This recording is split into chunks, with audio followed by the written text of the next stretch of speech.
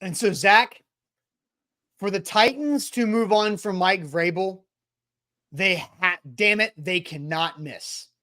And so, in my whole thing about the opportunity presented to have a offensive-minded head coach to come in for year 2 of Will Levis with $75 million of cap space and the 7th overall pick and all these opportunities to build, I think the AFC South's wide open. I said yesterday, I think Vrabel and Levis together with all those things could compete for the AFC South. But right now, making this move, it's not about 2024. It's about starting 2024 to go for it in 2025 and beyond with Will Levis as your quarterback. And you don't want to have to make that decision on Will Levis for multi-$100 million contract with a new head coach again.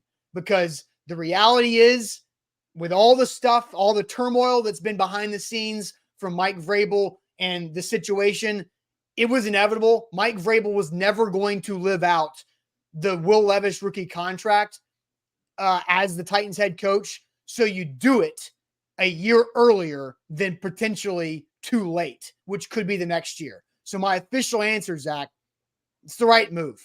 It's the right decision. And let's just say this about Amy Adams Strunk. I don't agree with her not meeting the media. I think she should have done that. But this is some guts. She has made some big decisions. Has she missed yet? I'm going to ask that. Has she missed yet?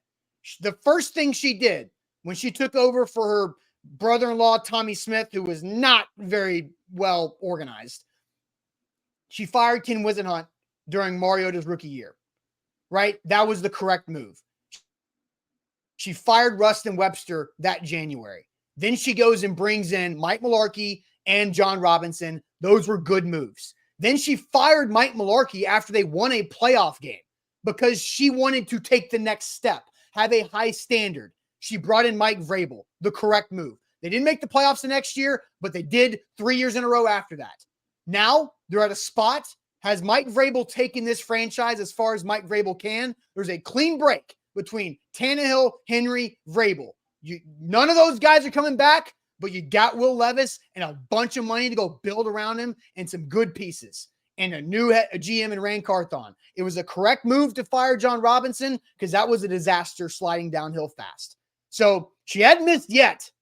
You might not like the way she went about it. I think you bring up some fair points, and I think that overall, Amy Adams Strunk has been a good quality owner. Hasn't been a great owner because that comes with championships and all that other stuff. That's what she's working towards. But she's been a good quality owner, especially known from what you mentioned of where they came from with Tommy Smith and the disaster of the organization of the family, because her father, Bud Adams, did not have a set good plan when he passed away. It's very important. That was a life lesson for a lot of people. She hasn't been running the show for a decade yet, right? Like how many owners, like it takes time, right?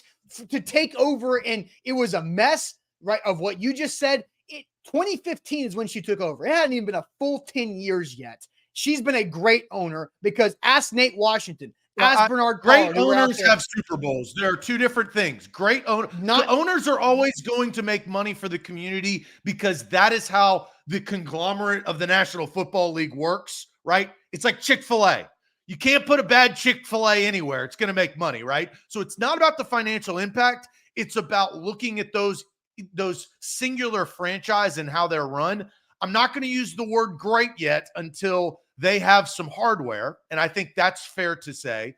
But she has been a good quality owner from when she took over. And again, the criticisms that I have are her being in front and answering the tough questions in a position of power, right? And I think the only thing that you could probably criticize her is I think she gave John Robinson a lot of power and then all of a sudden took it away from him in a very short amount of time. Was that the right decision at the time? I think we all agree after you draft Isaiah Wilson and Rashaan Evans and Caleb Farley, your ass needs to go away and trade away A.J. Brown, which was the tipping point. We can all criticize that. But I do think Amy Adams Strunk wants to win. I don't think she's afraid of making moves. And I think that's valuable. You don't want a complacent owner. You want somebody that doesn't make rash decisions and just changes all the time. You want strategic moves. And what you went through and the timing was a strategic move, because if you look at the timetable and the logistics, the trade, I think it's a very fair topic to talk about. Why didn't you trade Mike Vrabel? Well, I think the NFL moves very fast, and it's like high school. There's a lot of whisperers out there.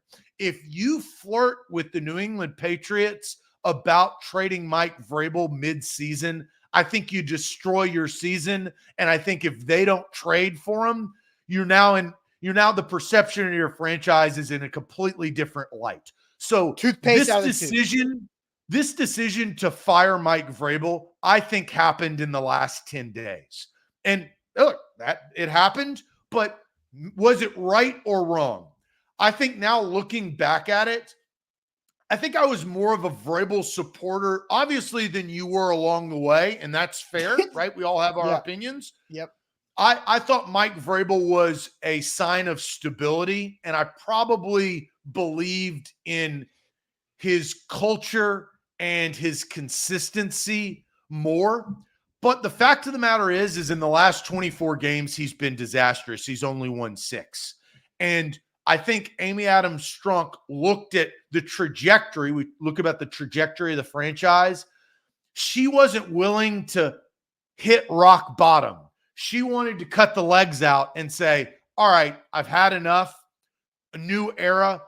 Vrabel, as you mentioned, Vrabel, Henry, Tannehill, John Robinson, Mike Vrabel. Let's wash our hands. We've got Rand Carthon, who she obviously believes in. Let's have him go hire and collaborate with whoever he needs to collaborate to go hire a new head coach and get some fresh blood in. Because I want to say this one thing before we move forward. Austin, one of the biggest criticisms of Mike Vrabel was his loyalty. Now, loyalty is a big word, but he didn't want to fire the special teams coordinator after their punter got destroyed and limped off the field. He didn't want to fire Todd Downing midseason after the DUI and that circumstance and their landslide of 7 straight losses. He didn't want to do all of that. He didn't want to go outside and hire a different offensive coordinator. He wanted to hire within for Tim Kelly. Shane Bowen, the same type of way. He didn't want to fire a lot of these in-house hires that he had networked with. He wanted to just change their title and move them around. That is a fair criticism of Mike Vrabel. He was not the end-all, be-all, unbelievable head coach. I think he had a lot of great qualities, but I think his loyalty and too much just owed to his staff and his guys ultimately got him in trouble, because that's what Amy Adams Strunk said in her statement, is that she wanted different continuity and different blood and a little new life in this new staff.